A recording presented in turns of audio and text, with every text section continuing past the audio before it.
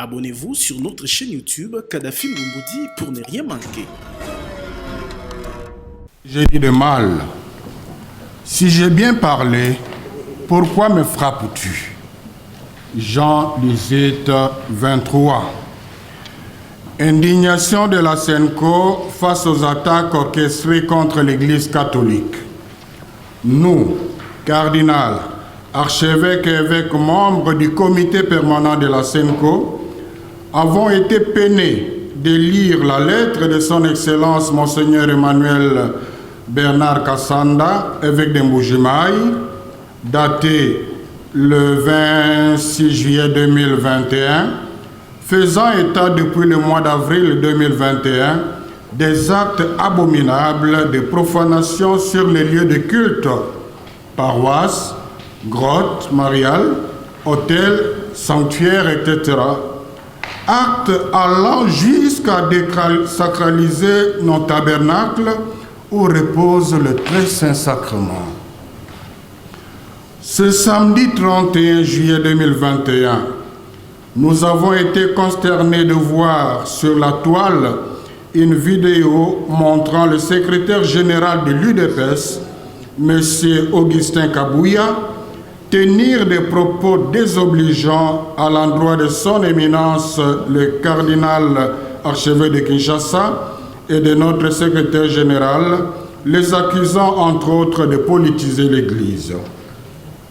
Juste le jour après, ce dimanche 1er août 2021, nous avons été une fois de plus troublés par les actes de vandalisme accompagnés des injures macabres posées à l'archevêché de Kinshasa et à la résidence de son éminence le cardinal par un groupe de jeunes non autrement identifiés qui, dans leur discours, ont repris certains propos du secrétaire général de l'UDPS.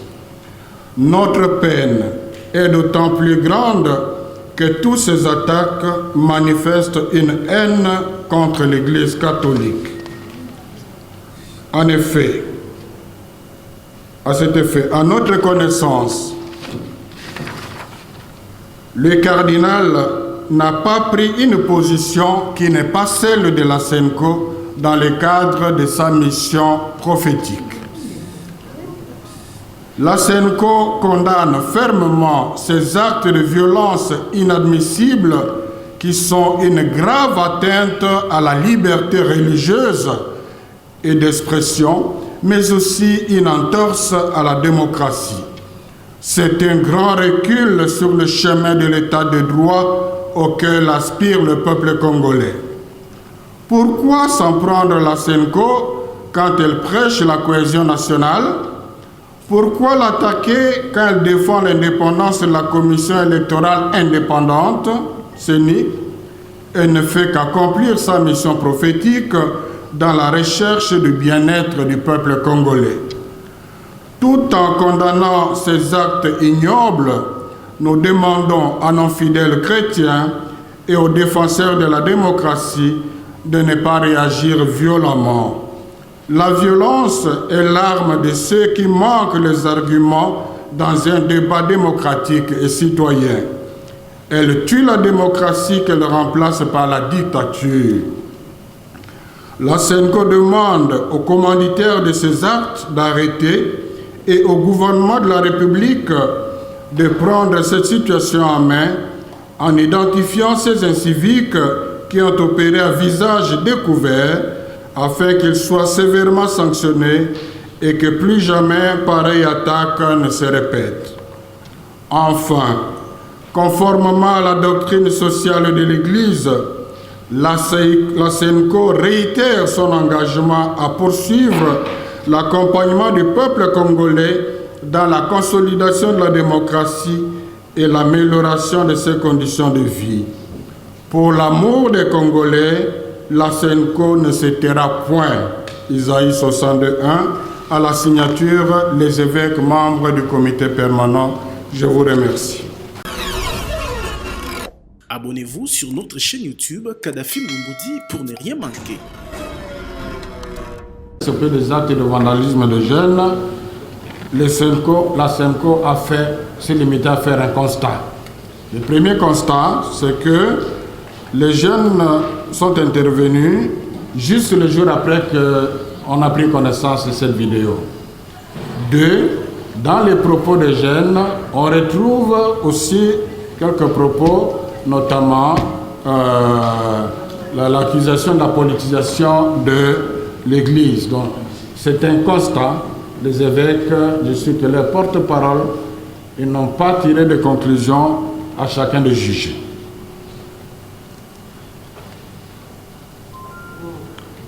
Alors, par rapport au candidat président de la CENI, s'il ne passait pas, on reviendra après.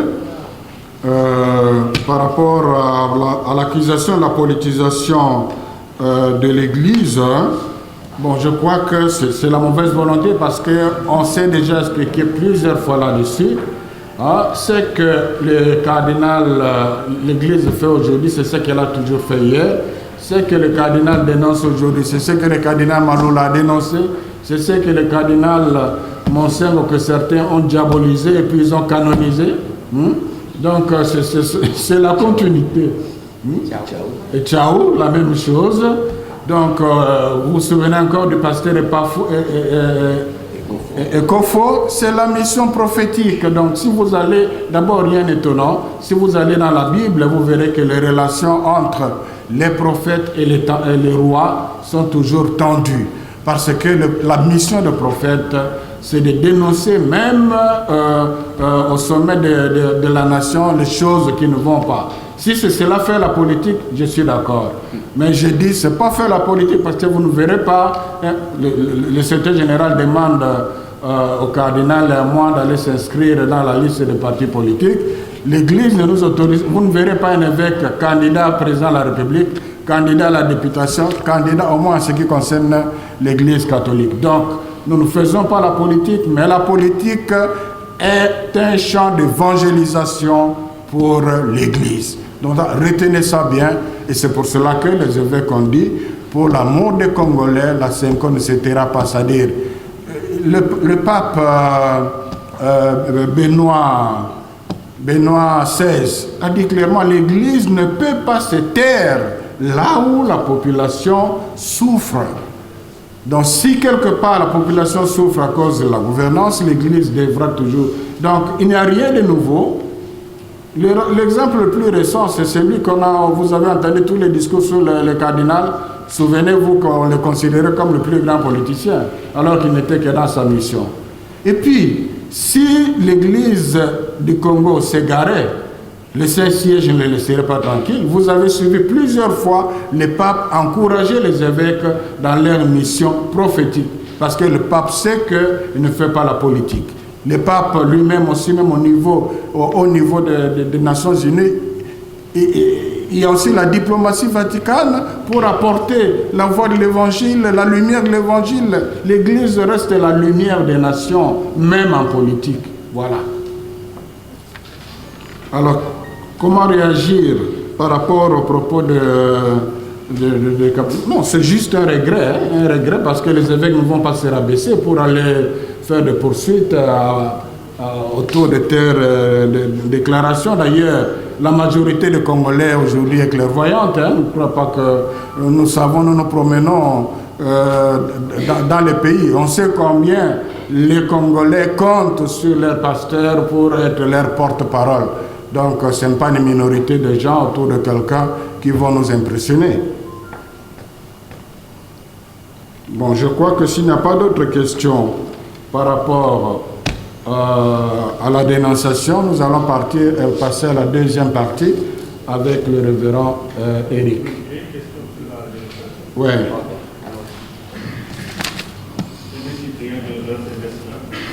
À propos de la profanation des lieux de culte, les profanations ont lieu depuis avril dernier. Ouais. Et je crois que ces faits sont publics. Et depuis mon temps public, ce qui a été fait hier devant la résidence du cardinal, il y a aussi selon des confirmations devant le centre de plainte qui a été agressé de la Vatican. Croyez-vous à cette injustice, d'autant plus que ce qui a été fait avant n'a pas été saisi, ni interrogé, ni sanctionné? Bon, je crois que c'est l'occasion pour nous de vérifier ce que vaut notre police et ce que vaut notre justice, parce que ces gens ont opéré à visage découvert. Vous ne me direz pas que notre police, donc on saura maintenant si on a quand même une police d'investigation avec des éléments évidents comme ça. On saura maintenant avec la justice, ils doivent être sanctionnés, ils sont des gens facilement repérables. Et là, ce serait un constat malheureux si c'est le contraire qu'on observait. Donc ce n'est pas le moment de juger, c'est le moment d'observer. Voilà. Abonnez-vous sur notre chaîne YouTube Kadhafi Moumoudi pour ne rien manquer. Par rapport à l'apologie du tribalisme, c'est lié avec la question des vraies raisons, je vous assure que si rien ne m'a peiné dans mon travail jusqu'aujourd'hui que cette allégation d'avoir mis des candidats de côté parce qu'ils étaient kassaïens.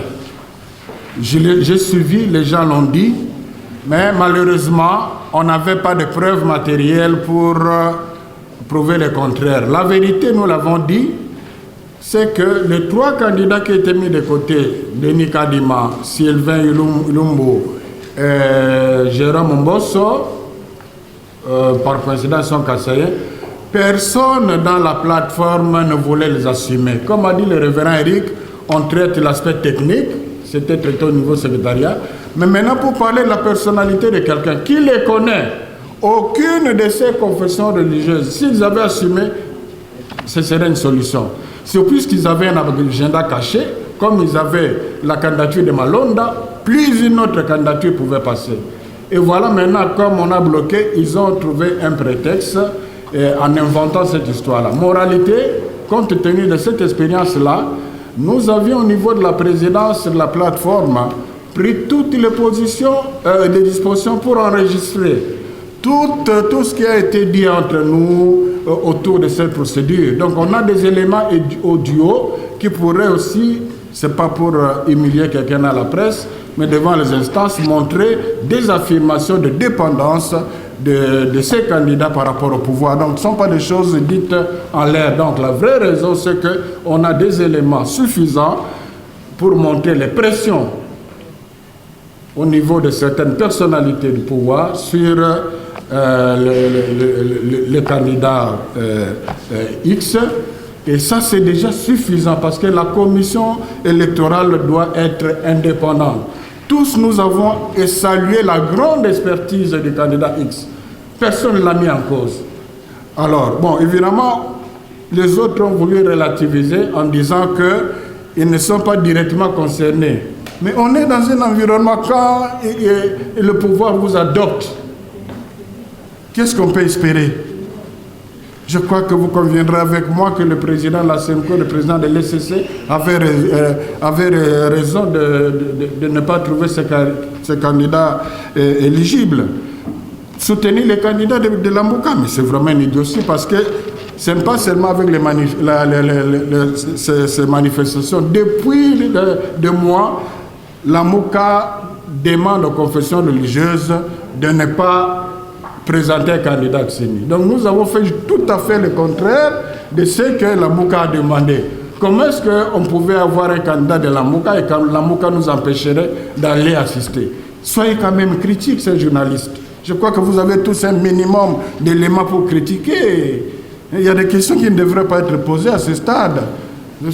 C'est contradictoire. On a le candidat de quelqu'un, avant même de commencer, il nous dit qu'il ne faut pas aller. Eric l'a dit, il y a des candidats aussi valables du point de vue expertise. Je ne cite pas de nom. Mais que nous avons enlevé de la liste parce qu'ils sont des mèches avec certains du pouvoir qui ne sont pas du pouvoir, certains politiques. Donc nous avons voulu être corrects avec nos engagements par rapport... c'est le pays qui est engagé. Nous voulons des élections libres et crédibles ou pas. Toute la question est là. Ou alors qu'on fasse clairement les choses, on nomme quelqu'un. Il y a des pays où c'est le ministère de l'Intérieur qui organise les élections. Mais qu'on le dise clairement, plutôt que de chercher à utiliser les confessions religieuses comme une blanchisserie. C'est le rôle que la CEMCO et l'ECC n'acceptera jamais. Alors, bon, que prévoit notre charte ne prévoit pas ça. Notre charte prévoit la bonne foi. Alors là, on nous accuse de glissement. La solution que la présidence avait eue, c'est pour éviter le glissement. Si ce ne sont pas des candidats de vie et de mort, l'ouverture avait été donnée pour qu'on vienne avec notre candidat. Si on avait évolué, on aurait fini. On aurait fini. Donc, je reviens sur ce que vous avez trouvé de louche. Je crois qu'il y avait un problème de communication. Quand le président de la plateforme a communiqué, il a dit que nous nous sommes mis d'accord. Il avait raison. Nous nous sommes mis d'accord sur les désaccords. Donc, on s'est mis d'accord sur les désaccords. Donc, ça signifie que tout le monde était d'accord que par rapport à la mission qui nous a été confiée, on n'a pas trouvé de solution. Alors, s'il y a autre chose qui s'est boutiquée à l'hôtel du Pleuve, alors qu'ils disent les élections 6 sur 6, non 6 sur 8. Voilà, c'est ça la Voilà, je vais juste compléter quelques éléments. Je voudrais commencer par cette question sensible de nos compatriotes. Vous savez, ce pays nous appartient tous. Et je pense que les confessions religieuses ont grandement besoin de vous, de la presse, pour faire ce travail. On ne peut pas faire semblant à certaines réalités. C'est vrai. La notion ou le spectre du tribalisme est réel. Il y a un problème. Si vous pouvez encore reprendre la place de la Dona. Ah, c'est plus facile, hein? Oui. Excusez-nous. Oui, on a un. Pour ça, on a un.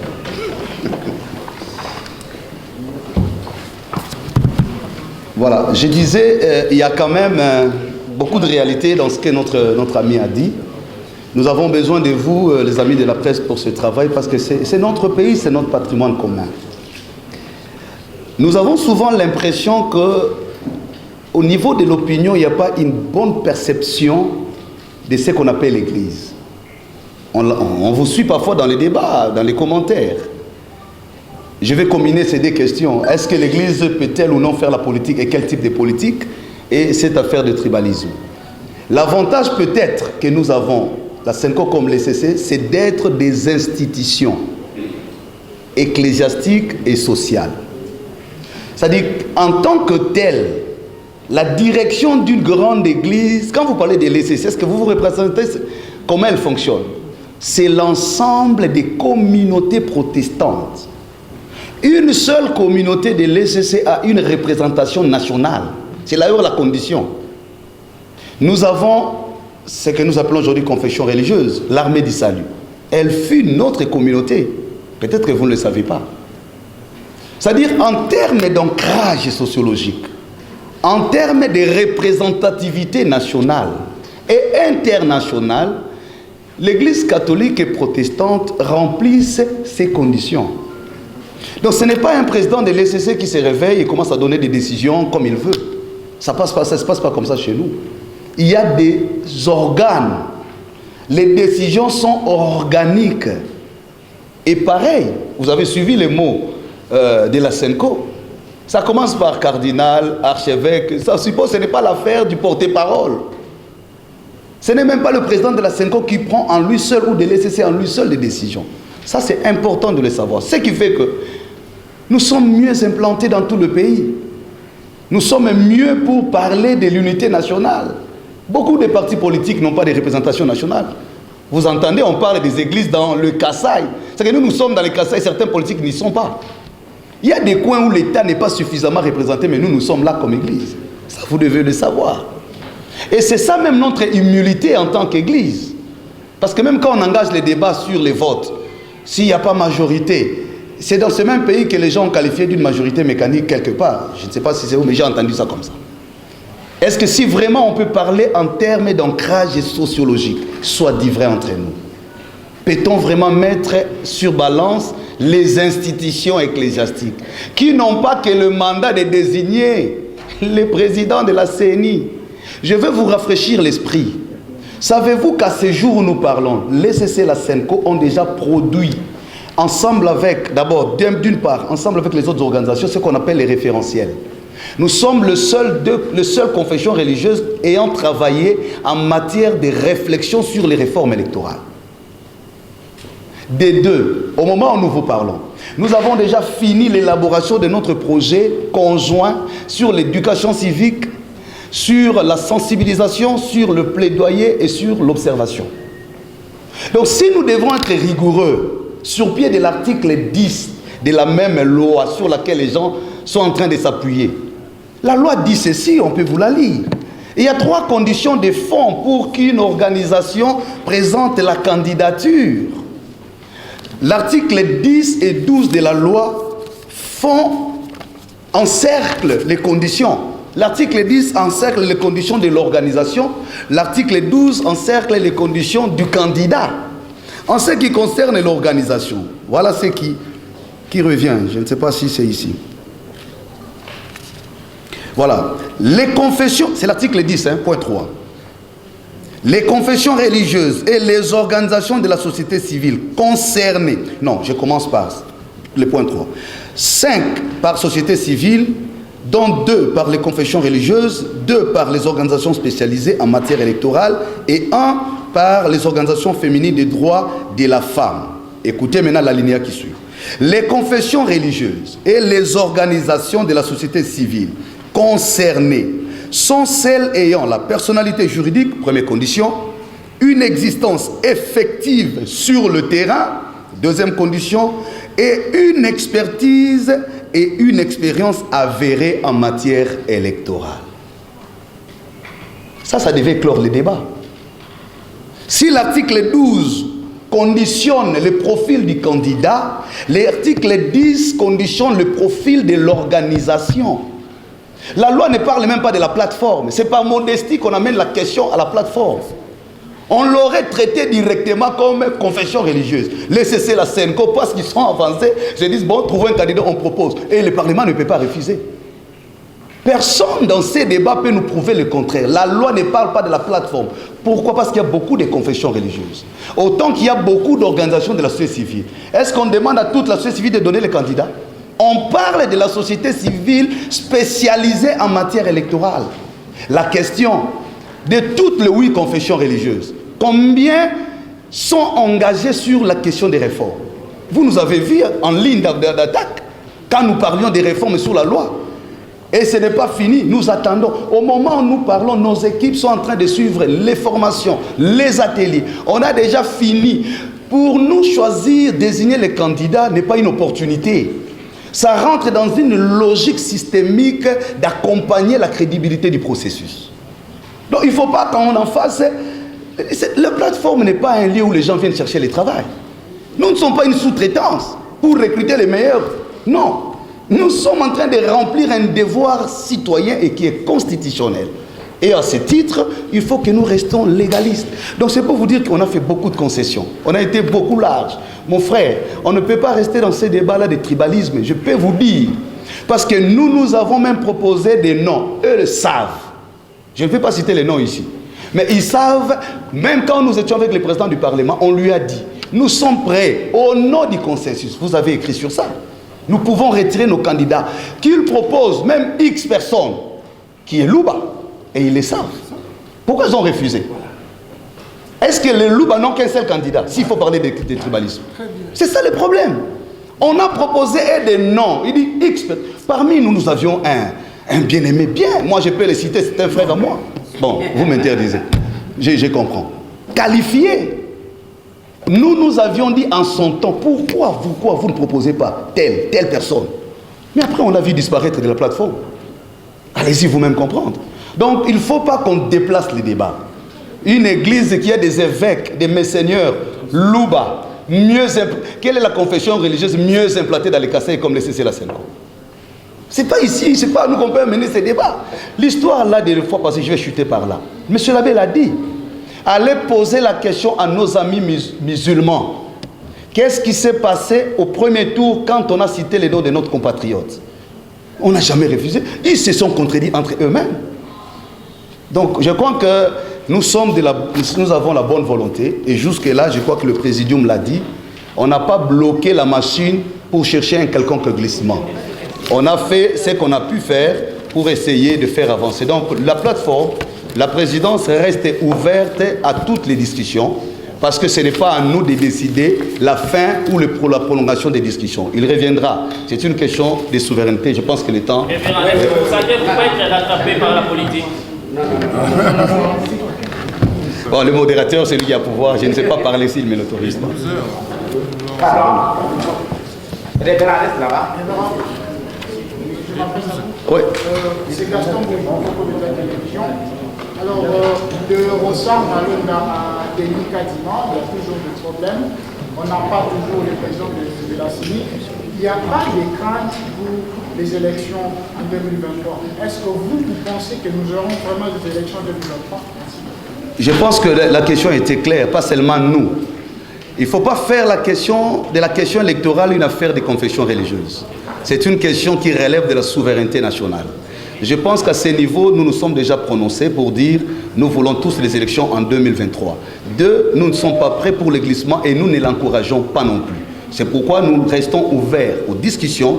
Nous sommes en train de dire, de donner le point de vue, pas pour faire polémique, mais vous nous avez reproché d'avoir moins communiqué. Il revenait à notre responsabilité de communiquer. Je crois qu'on va s'arrêter là. Merci vraiment. Donc, je suis désolé. On est vraiment en état important. On ne pas la prière. Alors, Monsieur l'abbé,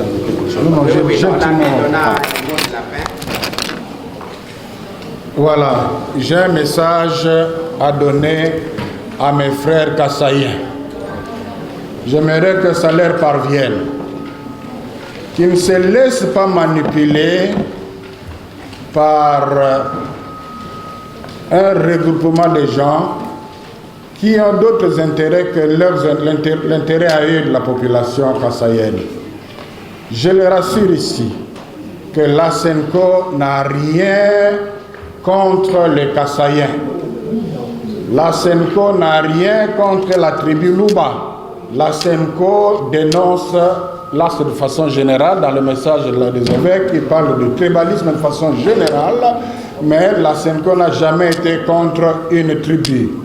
Ce qui a été rapporté la fois passée, au moment où on traitait des candidatures autour de Malonda, qu'on a mis de côté des candidats kassaïens, c'est un gros mensonge orchestré. La vérité est que personne de ces confessions religieuses-là n'assumait une seule de ces candidatures. Au niveau du secrétariat technique, tout en sachant que c'était de Luba, nous l'avons amené ces candidatures-là. Donc ces 3 candidatures étaient parmi les 6 candidatures. On savait qu'ils étaient kassaïens. Bon, maintenant, on a traité l'aspect technique, compétence, ok. Maintenant, pour passer à la personnalité, parce qu'on était arrivé à la situation où, bon, mettons de côté la candidature de Malonda, recourant à d'autres candidatures. Personne ne voulait les assumer. Et les mêmes qui n'ont pas voulu assumer disent qu'on les a... Allez-y comprendre quelque chose. Est-ce qu'on est encore des religieux? Donc, que mes frères kassaïens ne se laissent pas manipuler. Moi, j'ai beaucoup d'amis, mes amis, beaucoup d'amis kassaïens, on continue à être amis. Et puis, bon, la SENCO, ce n'est pas la Béchol, il ne faut pas confondre. Ce ne sont pas des évêques à ce niveau-là. On a accusé le cardinal de tous les maux. Le chancelier du cardinal, son homme de confiance, l'abbé Georges Gilles, c'est un kassaïen. C'est lui qui est, je peux considérer comme son ministre de justice, des affaires justices, l'abbé Luanga, c'est un kassaïen. Ce que vous avez lu dans les réseaux, que son cabinet est rempli de... Je ne connais pas un locuteur dans son cabinet. Donc il ne faut pas vous laisser... Il y a une intoxication, une machine d'intoxication dans les réseaux sociaux qu'il ne faut pas suivre, s'il vous plaît. L'Église est catholique. Catholique, tout universel, catholique. Et dans cette catholicité, il y a aussi le kassaïen.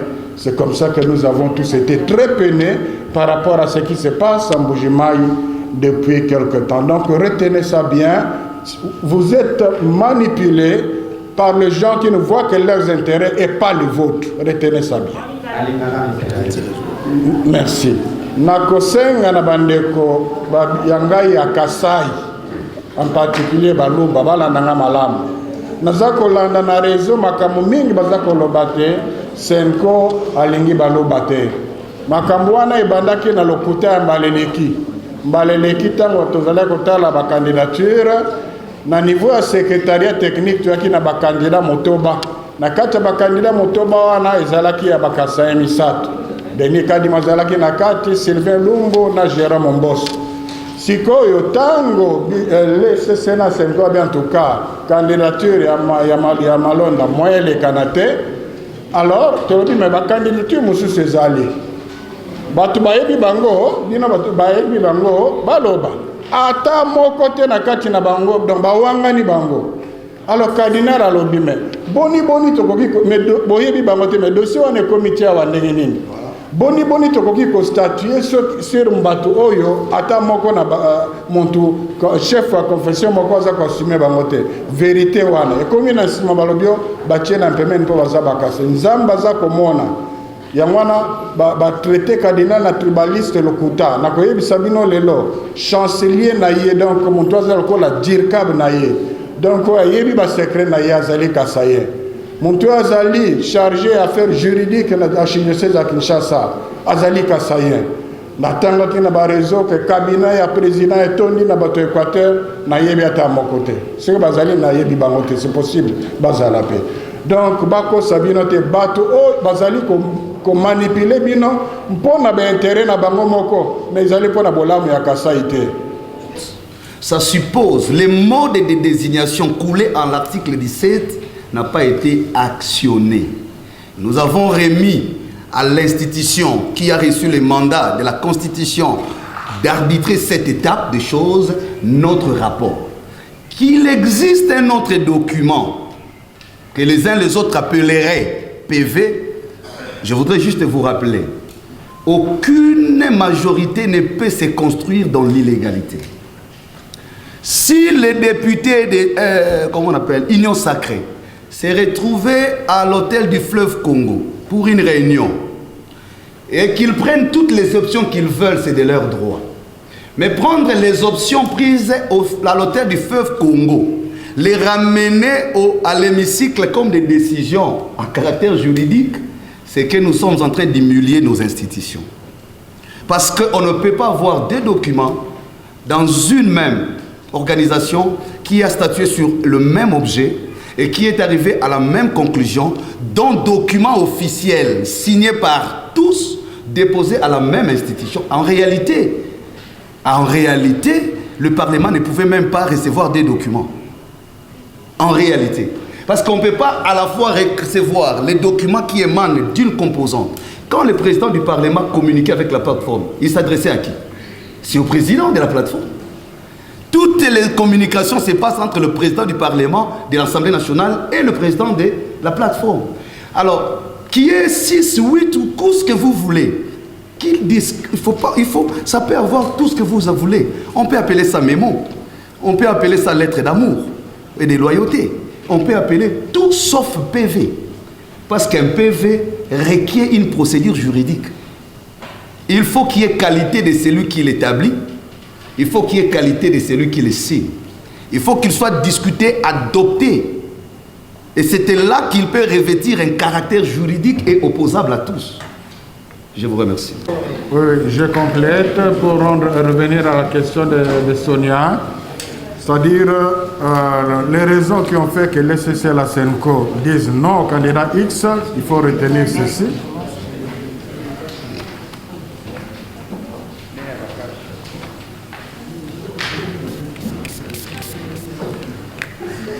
Les raisons qui ont fait que l'SCC et la SENCO disent non au candidat X, il y a le fait, les témoignages, on ne dit pas des allégations, des témoignages, pas de personnes qui ont entendu quelqu'un dire, mais des personnes concernées elles-mêmes qui ont dit qu'ils subissaient des pressions de certaines autorités, de certaines personnalités, les enjoignant de voter pour les candidats grecs. Il y en a qui n'habitaient plus dans leur maison.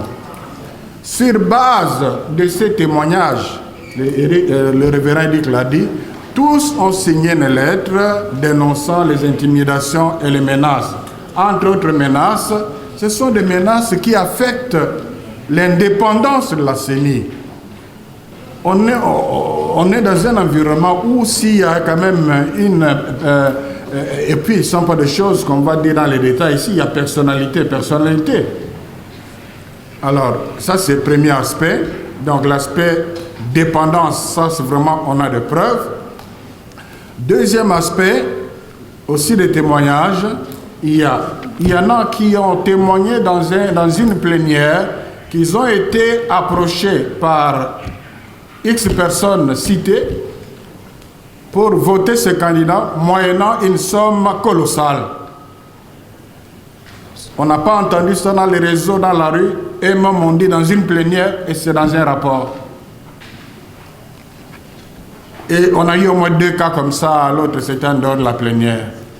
Donc, au regard des critères que nous nous sommes fixés nous-mêmes, comme a dit le révérend Eric, ce n'est pas à cause de l'expertise de confession religieuse qu'on leur a donné ce travail, mais c'est surtout à cause de leur moralité. Alors, Sonia Roller a posé aussi une question sur le deuxième candidat. Est-ce qu'on n'a pas confiance en lui? Non. C'est d'abord les degrés de témoignage sont différents. Pour le candidat X, moi je ne cite pas le nom. Quand je parle X, Y, vous comprenez. Je vais pas aller au tribunal. Mais je ne crains pas le tribunal. Pour le candidat X, c'était des témoignages des personnes qui disent que moi, tel est venu m'approcher. Pour le candidat Y, c'est quelqu'un qui dit un des chefs m'a dit, citez son nom, il n'a pas voulu citer. Alors que pour les autres, nous avons cité, c'était clair. Bon, donc c'est quelque chose qui nous a... Alors, on a compris que c'était une stratégie pour le mettre dans le même sac afin de sauver le candidat X. On a vu les pièges dans ce cas-là, et puis pour ne pas donner l'impression que nous, on ne veut pas de X au profit des Grecs, que le deux partent. Donc nous avons pleinement confiance en lui. C'est un homme qui aura toujours notre confiance. Donc ce n'est pas qu'on a cru à ce qu'on a dit, mais on a voulu vider un prétexte. Voilà. Alors je reviens, le passage, il ne faut pas accuser le président de la plateforme de n'avoir pas respecté la charte qui dit qu'en cas de consensus, il faut passer aux élections. Au vote plutôt. Alors, que ce soit clair, il y a des conditions pour passer du consensus au vote. La condition, c'est l'établissement de l'éligibilité de ces candidats par rapport aux critères que nous nous sommes fixés. Je donne un exemple beaucoup plus clair sur le plan légal. L'actuelle loi dit que pour être animateur de la CENI, il faut avoir au moins 30 ans. Alors, prenons un cas de figure où un groupe de confession religieuse vient avec un candidat qui a 29 ans, qui a beaucoup de qualités. Toute l'expertise, la gouvernance électorale est là. Et un autre cas dit non, même s'il a toutes ses qualités, mais il n'a pas l'âge. Bon, on peut relativiser l'âge. Est-ce que dans ces cas-là, un président de séance responsable peut-il organiser un vote? Organiser un vote, c'est consacrer l'illégalité. La majorité voterait ces jeunes-là. Et alors là, nous sommes sur le plan mathématique, c'est clair, mais ici, nous sommes sur le plan éthique par rapport aux témoignages, aux allégations qu'on a considérées graves. Les conditions de légitimité n'étaient pas là. Donc, si on avait 2 ou 3 candidats qui étaient acceptables par tous, pour les départager, on irait au vote. Donc, on n'a pas refusé le vote, mais les conditions de vote n'étaient pas accomplies. Merci, c'est intéressant. Oui, ma question. J'assume ici que la SEMCO n'a rien contre les Kassaïens. La SEMCO n'a rien contre la tribu Louba. La SEMCO dénonce de façon générale, dans le message de l'évêque, qui parle de pénalisme de façon générale, mais la SEMCO n'a jamais été contre une tribu. Ce qui a été rapporté la fois passée, au moment où on traitait des candidatures autour de Walonda, qu'on a mis de côté les candidats kassaïens, c'est un gros mensonge orchestré. La vérité est que personne de ces confessions religieuses-là n'assumait une seule de ces candidatures. Au niveau du secrétariat technique, tout en sachant que c'était de Louba, nous l'avons amené ces candidatures-là. Donc ces 3 candidatures étaient parmi les 6 candidatures, on savait qu'ils étaient kassaïens. Bon, maintenant, on a traité l'aspect technique, compétence, ok. Maintenant, pour passer à la personnalité, parce qu'on était arrivé à la situation où, bon, mettons de côté la candidature de Mme Malonda, recourons à d'autres candidatures. Personne ne voulait les assumer. Et les mêmes qui n'ont pas voulu assumer disent qu'on les a pris. Allez-y comprendre quelque chose. Est-ce qu'on est encore des religieux? Donc, mes frères Kassaïens ne se laissent pas manipuler. Moi, j'ai beaucoup d'amis, mais alors beaucoup d'amis Kassaïens ont continué à être amis. Et puis bon, la Senko, c'est pas la même chose, il ne faut pas confondre. Ce ne sont pas des évêques à ce niveau-là.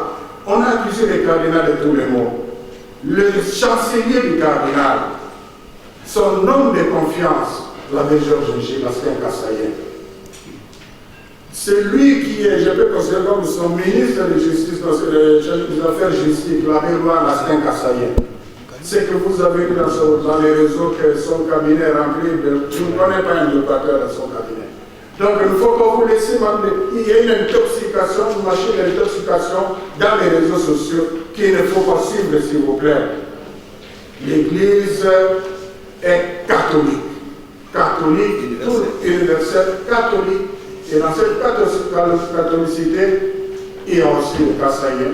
C'est comme ça que nous avons tous été très peinés par rapport à ce qui se passe en Boudimaï depuis quelque temps. Donc retenez ça bien.